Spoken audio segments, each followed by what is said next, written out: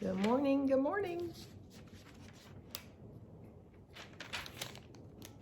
We are live on Facebook doing our 1-year Bible, reading all the way through the Bible in a year. We use this translation, the New Living Translation, just because a lot of us are reading it really early in the morning. It's written on a 3rd grade level, not meant to be a word-for-word translation. But God does speak to us through it.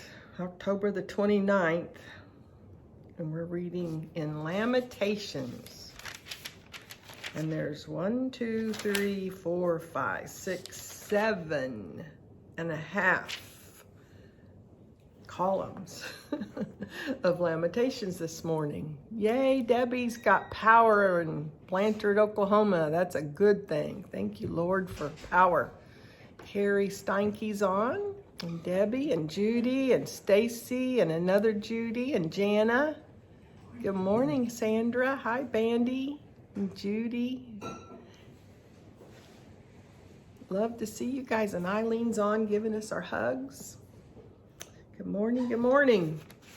Well, first of all, when we read Lamentations, we are reminded that it's written by Jeremiah, the weeping prophet.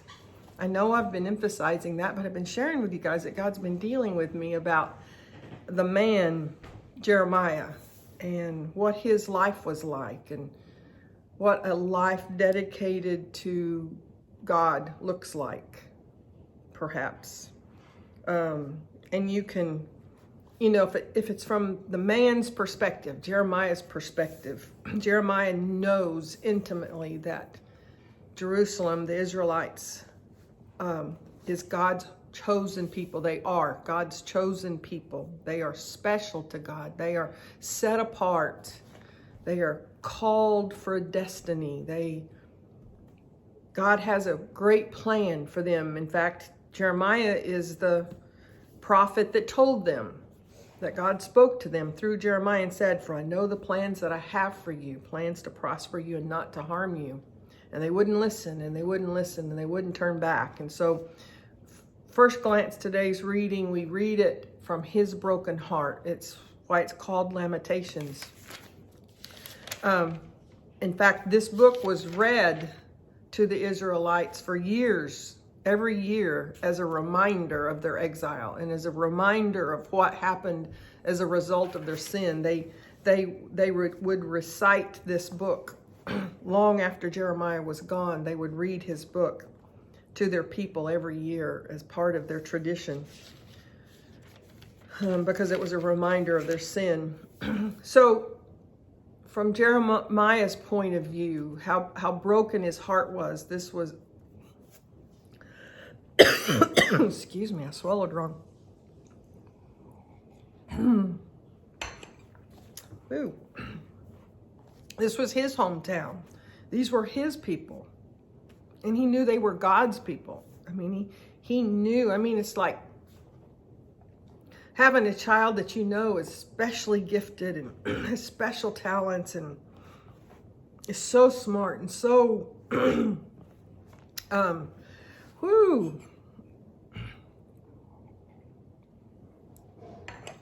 and has so much capability and has such a future ahead of him, and to watch him take the wrong path, how difficult that is.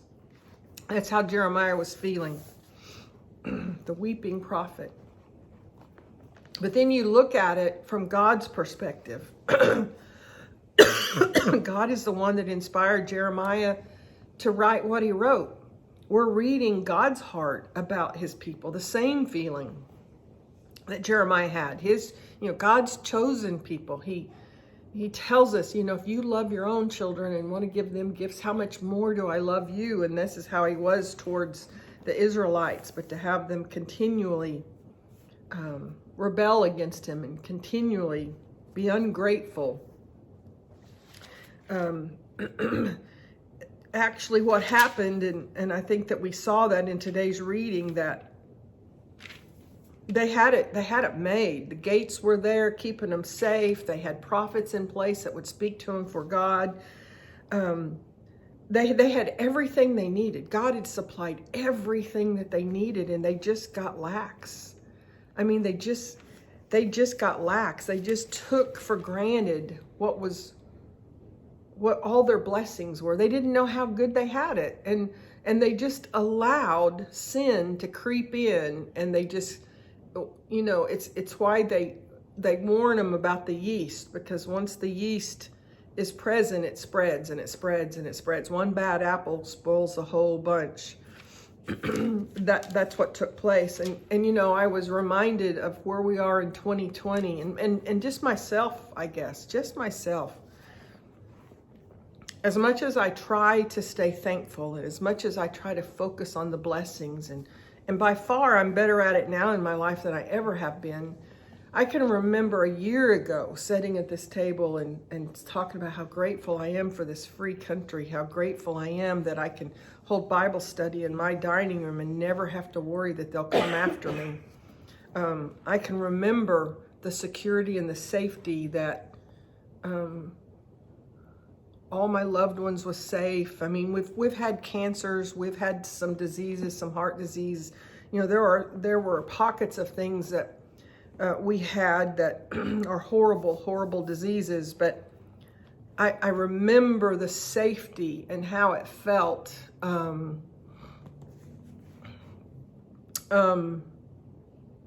Of having it good. I mean, of just being blessed, just being spoiled rotten. I use that word a lot, just being spoiled rotten. And 2020 has woken us all up, I think. I mean, 2020, God had already been dealing with me about the power of a grateful journal, and how just something as simple as a grateful journal can pull us out of the dregs of depression and anxiety, and can break things off of us just by being faithful to a grateful journal. But nothing drove it home like what the month of February, March, April, and then August, and now with another surge in the month of October has done. You know, I could see how we as a people had kind of done what the Israelites had done. We'd kind of got lulled into a false sense of security. We've had it good for a long time. We've had some pockets of viruses spread, the Ebola, the SARS, but a widespread type virus hadn't happened since 1918, which means that not very many people have lived through that could even tell us about that. And all of a sudden 2020 hits, and you know, we were in America, we were living with one of the greatest economies we've ever had, and things were good. And you know, we see things were good for the Israelites, and then they weren't, and then they were exiled, and then they were dragged out of their homes and off into a foreign land. And you know, today I'm not as comfortable as I have been my entire life. Today, on October the 29th of 2020, I'm not as comfortable that my freedom in America is as secure as it used to be. I'm not. There are people out there who would love to break my doors down and stop me from doing these videos. I believe that. And I promise you, a year ago, I didn't believe that. I mean, I knew that there were people out there a year ago, but not like what I know now. I mean, we take things for granted, and you know, all the way through His Word, He'll warn us about having that false sense of security, of getting to that place when everything's good, life is good, and the subtlety of the enemy coming in and convincing us we don't need God is something we have to guard against. Guard your heart, because from it flows the issues of life. Guard your heart. Hide this word in my heart so that I might not sin against thee. It's why we continue even in the good times. We don't just pick this book up when things are tough. We don't just pray when things are tough. We don't just try to listen for His voice when we have a problem. It should be who we are. I can't even tell you it should be on a daily basis. It should be so much more than a daily basis. I want to sense him throughout my day, all day long. I want to know that when I'm in the middle of negotiations in a big business meeting, that I can feel his presence with me, that I've got that faith inside of my heart, that I've got the mind of Christ that's helping me make whatever decision I have to make for that moment in time. And that can be applied to anything. Now, I use a business decision just to emphasize the point. It can be that as I go through the grocery store and I'm deciding what groceries to buy for my family, that I operate from that place within me, Christ-centered within me, that I'm using the mind of Christ to make the wisest decisions on what food to feed my family or what food I should be eating for this temple or for when I'm balancing the checkbook. You understand what I'm saying? That's what he longs for. And that's what we see when we read it from God's perspective. That the book of Lamentations, yes, was written by a man. It was penned and transcribed by a man named Jeremiah. It was really written through the inspired inspiration of God Almighty crying for his people. He loves us. He's always loved us. And then we move to Philemon. Philemon. We talked about different ways to pronounce that word. We're in chapter 1 of Philemon. Paul is under house arrest in Rome, and he had a young man who was a slave to Philemon escape from him. I'm not sure I can say his name. What did we say it was? Onesimus. Say it again? Onesimus. Onesimus had escaped from Philemon, came to Paul. When he came to Paul, and I want you to hear this story. When he came to Paul, Paul gave him the good news and he gave his heart to Christ. And he was saved. And a bond developed between the two of them. And Paul refers to himself as Onesimus. Don't laugh at me. Onesimus' spiritual father.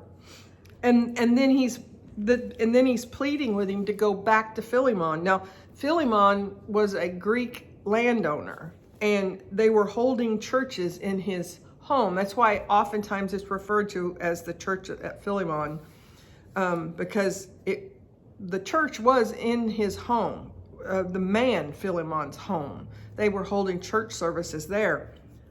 One more time. Onesimus was his slave. That slaves were the norm back then. He had escaped from him, went to Paul. Well, Paul helped establish the church in Philemon's home. That's how Onesimus knew to go to Paul. You see the story unfolding?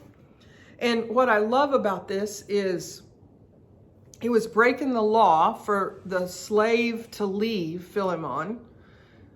So here he is. Paul could have judged him, could have taken his life, actually. I mean, because running away, the payment of sin, the payment of breaking the law back then was death. And instead, what did Paul do? He loved him, brought him to Christ, saved him, mentored him, trained him, and then he sent him back to his owner. And then Paul is writing back to his owner to tell him to accept him back, that he will be as good as though Paul was coming back to him, that he would be coming back a different person. And I think about our own relationships in that and how quick we are to judge and, put ourselves in the exact same situation and somebody else's kid runs away and comes to us. How are we going to look at that? How would...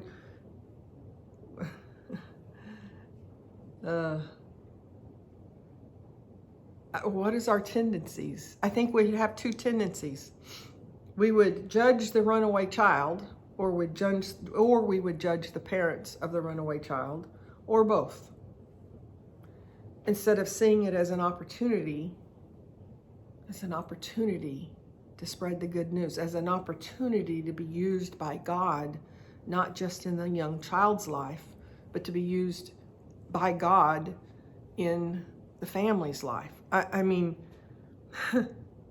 Paul was under house arrest when all of this has taken place. Quite frankly, most of us would be feeling so sorry for ourselves over how horrible our life was, we wouldn't give a flip about what was going on with Onesimus and Philemon and any of the rest of them. But that's why we read. I mean, that's why we read. We read because all of a sudden a new dimension is added to us and a new level of, what is this life all about? Paul's life was not about how many times he was in prison, how many times they arrested him, how many times he'd been shipwrecked, how many times they'd beat him. That's not what Paul's life is about. Paul's life is about what we see and we witness in today's reading. Paul's whole life was about, here, in my heart is a living God. Here, let me give this to you. And when I take this from me and I give it to you, Onesimus, now you have not just the living God, but you got a part of me as well. And the two become one. And he was already one with Philemon because he had done the same thing when he helped establish that church. It was, here's the living God on the inside of me. Here, Philemon. And they bonded, and he had he had the living God inside of Philemon, and he's got the living God, and the two shall become one. And we join together and we lock arms, and they built a church, and then a tragedy happens and a slave leaves, and instead of operating out of judgment for all, Paul operated from a place of reconciliation. Oh man. And then all of a sudden today's reading takes on a whole different meaning. I mean, how many of y'all have somebody telling you how unhappy their marriage is? And how quick are we to say, oh, life's too short, just get a divorce? Or how many of y'all have somebody that's telling you, I'm just so depressed and I can't see any hope, and how quick are we to just say, well, take another pill?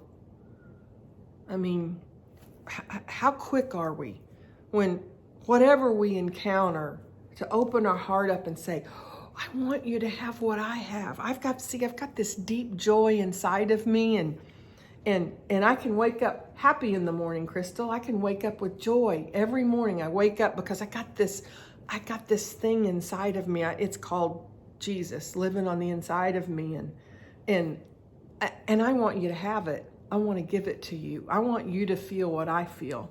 I want Miss Pearl to feel what I feel. I want you to be called the happy lady. What was meant for an insult one time long ago turned out to be, I had a teenager that called me the happy lady because it was, really, can anybody be that happy? And now that same teenager who's no longer a teenager refers to me as the happy lady with words of endearment, and she loves me. And she's glad I'm the happy lady. That's what I want. That's what Paul was doing. Paul was, I'm under house arrest. They've arrested me. I only get arrested for one thing. I get arrested for what it is living on the inside of me. So, because I get arrested doesn't change what's inside of me. So even when I'm in prison with sewer up to my knees, I can still be happy. I still have the joy of the Lord. The joy of the Lord is our strength. No matter what we face, no matter what we go through, we can tap into that joy, and we can find reasons to be grateful. We can find reasons to be thankful. We can find reasons to love on somebody else. And we can start looking at people through the eyes of love instead of through the eyes of judgment.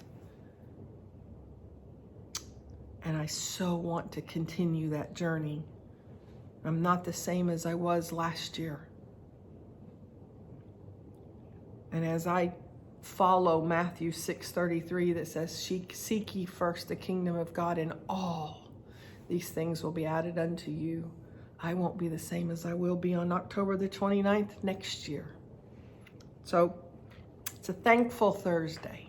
Let's spend today being grateful all day long. Love y'all.